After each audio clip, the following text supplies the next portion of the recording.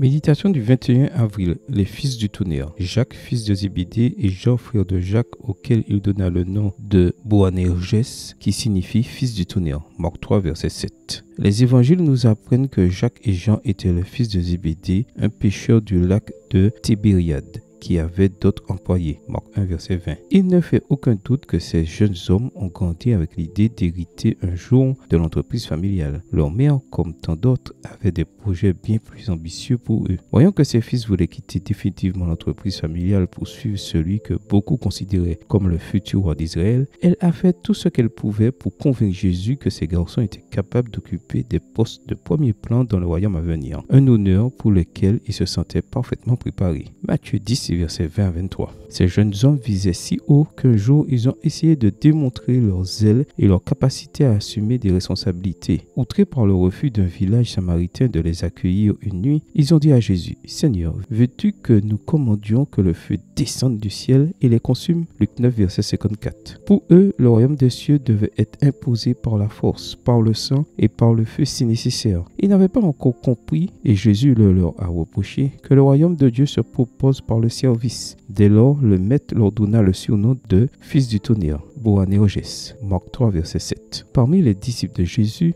il y a encore des fils du tonnerre, des chrétiens toujours prêts à imposer à leurs frères par la force s'il le faut les règles de leur conception du royaume de Dieu. Des lieutenants de discipline jaloux pour qui la défense de la cause est plus importante que le salut de l'accusé. Ils sont déterminés à purifier l'Église, non pas par des éclairs de feu, mais par des mesures de radiation tout aussi fulminantes. Sans doute, comme Jacques et Jean, Jésus veut rappeler à tous les Boanerges modernes qui ne veut pas que nous imposions à qui que ce soit notre vision brutale de l'Évangile, mais que nous partagions son amour avec tout le monde. C'est ce que les deux frères ont fini par faire, grâce à la puissance divine. Jacques est mort martyr vers l'an 42 de notre ère. Quant à son frère Jean, il a fini par comprendre que celui qui dit aimer Dieu tout en haïssant son frère est un menteur. 1 Jean 4, versets 19 et 20. Seigneur, si les premiers Boanerges ont obtenu ta miséricorde et ton aide pour apprendre à aimer ceux qu'ils n'aimaient pas, inspire-moi aussi et donne-moi ton amour. Amen. Bonne journée à vous et que le Seigneur vous bénisse.